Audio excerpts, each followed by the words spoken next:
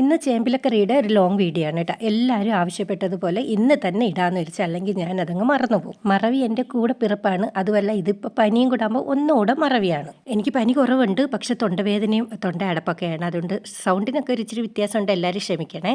പിന്നെ എല്ലാവരും സ്കിപ്പ് ചെയ്യാതെ ഹൈപ്പൊക്കെ ചെയ്ത് വീഡിയോ മൊത്തം ഇരുന്ന് കാണണം കേട്ടോ. കണ്ടാൽ പോരാ, ചേമ്പിലക്കറി ആദ്യമേ കുറച്ച് ചേമ്പില എടുത്ത് ചെയ്ത് നല്ലതുപോലെ പഠിക്കുകയും ചെയ്യണം. ഓരോരുത്തരും ഓരോ രീതിയിലാണ് ചേമ്പിലക്കറി ചെയ്യുന്നത്. പക്ഷേ ഞാൻ ചെയ്യുന്ന ചേമ്പിലക്കറിയാണ് ഇവിടെ കാണിക്കുന്നത്. ഇവിടെ എല്ലാവർക്കും ഇത് തന്നെയാണ് ഇഷ്ടം. നല്ല അടിപൊളിയാണ്. അതുപോലെ ചൊറിച്ചിലൊന്നും വരത്തില്ല, നാക്കിനൊന്നും ഒരു ചൊറിച്ചിലും വരത്തില്ല. അതുപോലെ ഏത് തരം ചേമ്പിലാണ് എടുക്കേണ്ടതെന്ന് കുറേ പേര് ചോദിച്ചിട്ടുണ്ടായിരുന്നു കേട്ടോ. നമ്മുടെ വീട്ടുപറമ്പിൽ നല്ല വൃത്തിയുള്ള സ്ഥലത്തുള്ള ചേമ്പിലാണ് എടുക്കേണ്ടത്. ചുമന്ന തണ്ടും വയലറ്റ് തണ്ട് കറുപ്പ് അങ്ങനെയൊക്കെ കുറേ തണ്ടുണ്ട് അതൊന്നും എടുക്കരുത്. നമ്മൾ ഇതുള്ള കിളുന്നില എടുക്കണം. ഈ ചുരുണ്ടലയൊക്കെ നമുക്ക് എടുക്കാൻ നല്ല അടിപൊളിയാണ് കേട്ടോ, ചുരുണ്ടല. സത്യം പറഞ്ഞാൽ ഇന്നലെ ഞാൻ ചേമ്പിലക്കറി വെച്ചപ്പോഴത്തേക്ക് ചേമ്പിലയുടെ ഇങ്ങനെ ചേമ്പില എടുക്കുന്നതും തണ്ടെടുക്കുന്നതും കഴുകുന്നതൊന്നും ഞാൻ വീഡിയോ എടുത്തില്ലായിരുന്നു. അതുകൊണ്ട് 3 ഇല കിട്ടി ഓടിപ്പോയി എടുത്തുകൊണ്ട് വരികയാണ്. ഇതുപോലെ നല്ല കിളുന്നില ചെറുത് നോക്കി എടുക്കുകയാണെങ്കിൽ തണ്ടൊന്നും ഒത്തിരി എടുക്കേണ്ട. ആ പൊങ്ങിയിരിക്കുന്ന തണ്ട് മാത്രം നമുക്കൊന്ന് എടുത്ത് കളഞ്ഞിട്ട് കഴുകി 2 വശവും നല്ലതുപോലെ പ്രാണിയൊന്നും ഇല്ലയെന്ന് ഉറപ്പ് വരുത്തിയതിന് ശേഷം മാത്രം ഇല നമുക്ക് കഴുകി വൃത്തിയാക്കി എടുക്കാം. അതുപോലെ 2 ചേമ്പിലയുടെ നടുക്ക് ഇങ്ങനെ ചുരുണ്ട ഇല കാണും കേട്ടോ. അതാണ് ഏറ്റവും നല്ലത്. പക്ഷെ അതെപ്പോഴും ഒത്തിരി കിട്ടത്തില്ല. അതുകൊണ്ട് നമ്മൾ ഇലയും കൂടെ എടുക്കാം. ഈ ചുരുണ്ടല എടുക്കുമ്പോൾ അതിനകത്ത് ചുരുള് മാറ്റിയിട്ട് അതിനകത്ത് പ്രാണികളൊക്കെ ഇല്ലയെന്ന് നോക്കണം കേട്ടോ. എന്നിട്ട് കഴുകിയതിന് ശേഷം നമുക്ക് ഇതുപോലെ ഓരോ ഇലയും എത്രയും കുഞ്ഞായിട്ട് മടക്കാവോ അത്രയും മടക്കിയിട്ട് ഇങ്ങനെ കൈ കൊണ്ട് ഇങ്ങനെ അങ്ങോട്ട് തിരത്തിട്ട് നല്ലതുപോലെ അതിനെ കെട്ടിടാൻ പറ്റും. അങ്ങനെ എല്ലാ ഇലയും കെട്ടിടാം. അപ്പോൾ വലിയ ഇല ഇടുമ്പോൾ ചൊറിയും ചിലപ്പോൾ. അതുകൊണ്ട് കിളുന്ന ഇല മാത്രം എടുക്കാൻ നോക്കാം. വലിയ ഇല കുഴപ്പമില്ല, ഞങ്ങളൊക്കെ വലിയ ഇല എടുക്കാറുണ്ട്. നിങ്ങൾ ആദ്യമേ ചെയ്യുമ്പോൾ ഒരു 15 ഇല എടുത്തിട്ട് ഇങ്ങനെ ഇച്ചിരി ചെയ്ത് നോക്കുക. അപ്പോൾ നമുക്ക് എന്തെങ്കിലും വ്യത്യാസം ഉണ്ടെന്ന് അറിയാം. എല്ലാ ഇലകളും കെട്ടി വെച്ചിട്ടുണ്ട് കേട്ടോ. അഥവാ ഇനി കെട്ടഴിഞ്ഞു എന്ന് പറഞ്ഞാലും 1-2 കെട്ടഴിഞ്ഞു എന്ന് പറഞ്ഞാലും കുഴപ്പമില്ല.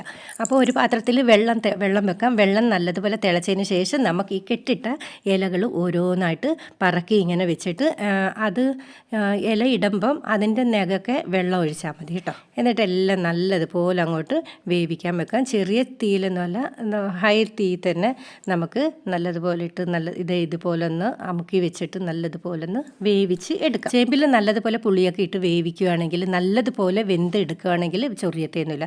അതുപോലെ ചിലർ ചോദിച്ചു കർക്കിടകത്തിൽ മാത്രമല്ലേ എടുക്കുന്നതല്ല. കർക്കിടകത്തിൽ ഇതിൻ്റെ ഔഷധ ഗുണവും വിറ്റാമിനൊക്കെ കൂടുന്നതുകൊണ്ടാണ് കർക്കിടകത്തിൽ നിർബന്ധമായിട്ടും കഴിക്കേണ്ടത്. അല്ലാതെ ഏത് സമയത്തും വേണമെങ്കിലും നമുക്ക് ചേമ്പില എടുത്ത് പാചകം ചെയ്യാവുന്നതാണ്. കുറച്ച് നേരം കഴിഞ്ഞപ്പോൾ അതിൻ്റെ ചേമ്പിലെല്ലാം നല്ലതുപോലെ പകുതി വെന്ത് വന്നിട്ടുണ്ട്. അതിൻ്റെ വെള്ളത്തിൻ്റെ നിറമൊക്കെ കണ്ടോ, എല്ലാം മാറിയിട്ടുണ്ട്.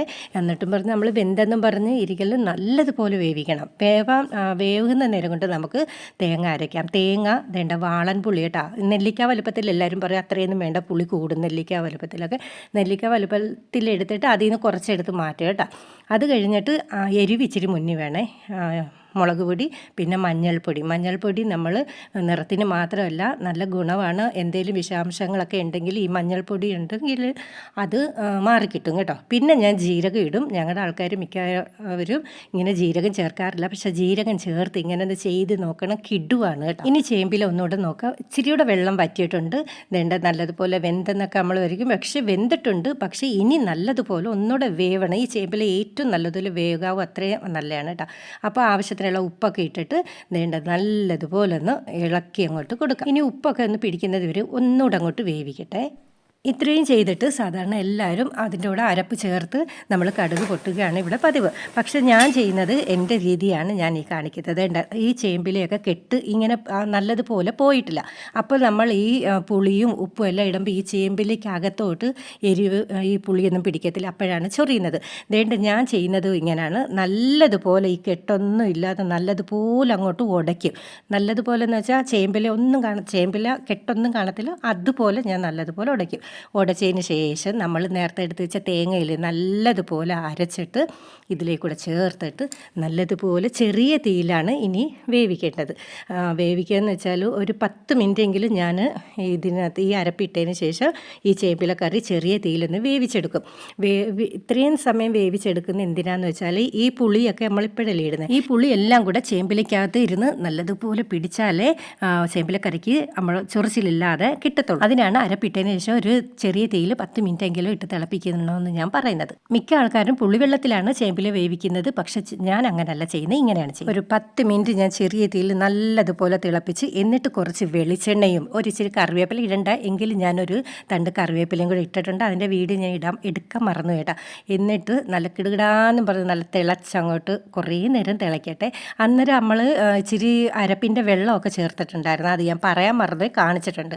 ആ വെള്ളമൊക്കെ ഒന്ന് കുറുകി വരുന്നത് വരെ ഒന്ന് നല്ലതുപോലെ തിളപ്പിച്ച് വരുമ്പോഴത്തേക്ക് നമ്മുടെ ചേമ്പിലക്കറി ഇവിടെ റെഡിയായി. ഇതുപോലെ തന്നെ സമയമെടുത്ത് നിങ്ങൾ ചെയ്ത് നോക്കണം. ചേമ്പില ചൊറിയത്തൊന്നുമില്ല കേട്ടോ. അഥവാ ചൊറിയുകയാണെങ്കിൽ ഇച്ചിരി പുളി വെള്ളം എടുത്ത് കഴിച്ചാൽ മതി, അല്ല മധുരം വെള്ളം കഴിക്കുമ്പോൾ അതങ്ങ് പോകും. പക്ഷേ ഇത്രയും ഔഷധ ഗുണമുള്ള വേറെ ഇല ലോകത്ത് കിട്ടത്തില്ല. അങ്ങനെ ജീര റൈസും നമ്മുടെ ചേമ്പിലക്കറിയായിട്ട് ഞാൻ ചോറുണ്ണാൻ പോകുന്ന കിടു ഐറ്റമാണ് കേട്ടോ. അപ്പോൾ എല്ലാവരും ചെയ്ത് നോക്കിയിട്ട് എനിക്ക് കമൻറ്റ് ചെയ്യണം. അപ്പോൾ എല്ലാവർക്കും ടാറ്റാ.